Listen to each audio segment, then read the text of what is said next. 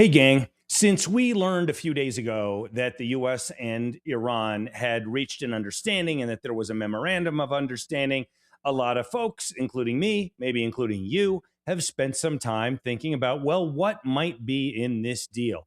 And today we learned what is in this deal, which is really a deal to make a deal. It doesn't have a lot of specificity, but it has enough that we can think about it a little bit. And I will just say that as I was thinking about the range of how this might play out in terms of a deal that seems quite favorable to Americans on one end and a deal that seems quite favorable to Iran on the other end, the latter being what I would call a bad deal. This is as bad or worse than anything I could have imagined. This deal feels to me like the United States lost the war and was suing Iran for peace and asking, hey, what do we need to do in order for you to stop beating us up? That's how it reads. Iran gives us a vague promise that they won't build or acquire a nuclear weapon. And they say, well, we'll talk about what we're going to do with our existing nuclear material. And Iran says that over some period of time, a month or so, they will try to get the mines out of the Strait of Hormuz, in return for which the United States will end their sanctions on Iran selling oil, right? So they will open that up. They will probably free up some other money as well. They will allow the Iranian ships to go through, obviously, ending the blockade and all that. The U.S. has agreed, this is just astounding, that they will extend the so-called ceasefire to the fight between Israel and Lebanon. How can it be that Iran has enough leverage over the United States to tell the president of the United States to tell the prime minister of Israel that Israel should stop defending themselves against terrorists who keep attacking them? Oh my gosh. Right? There is also talk of a $300 billion fund to rebuild Iran. Now, Trump's very careful about this, by the way. He doesn't say that the United States won't invest. He says we don't have to invest. So that's interesting.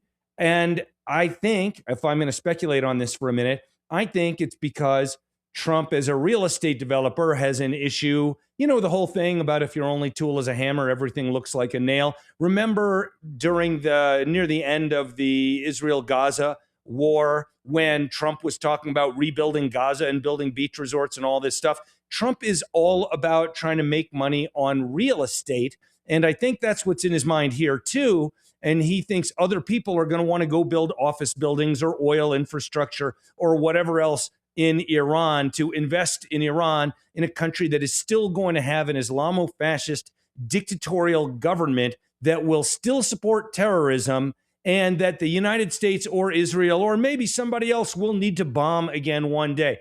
I don't know where the idea for this $300 billion fund came from. Well, actually, again, I think it probably came from Trump thinking about real estate investing.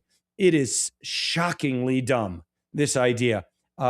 In general, this reads like Iran is going to do one small concrete thing, work to get mines out of the Strait of Hormuz, one large but non-specific thing, make a promise that they won't try to buy or build a nuclear weapon. But there's no promise about what they're going to do with their current capabilities, moving them in that direction. And in return, the U.S. gives Iran essentially everything you think they could want right now.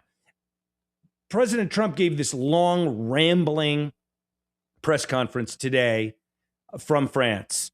And he was talking about things like the granite that he chose for the White House and drug flow from Mexico into the United States. And he did talk a little bit about Iran. He said, yeah, Iran should be allowed to have missiles because missiles don't really do that much damage. It's not like having a nuclear weapon. Other people have missiles, so Iran should have missiles too. It was one of the most mind-numbing, brain-dead things I've ever heard from a president of the United States. I'm not trying to be unnecessarily critical of Trump. What I'm saying is I am being necessarily critical of Trump.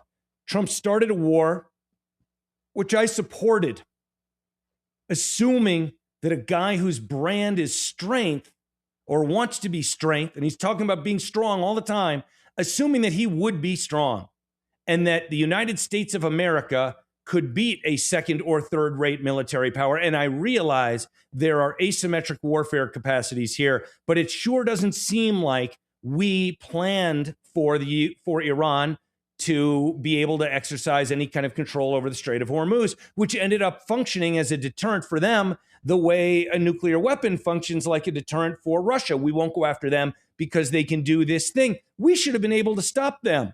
We should have taken out every bit of personnel and weapons launch and weapons storage and everything that allows them to project force. And into the Strait of Hormuz. I realize there are also fast boats and drones and all this stuff. And you know what? If we weren't ready to stop those things, then we shouldn't have started the war yet. We should have waited until we were ready. Maybe get help from Ukraine on how to deal with the drones. I'm sorry I'm rambling here, but I am pissed. I am really, really pissed. President Trump started a war and lost it.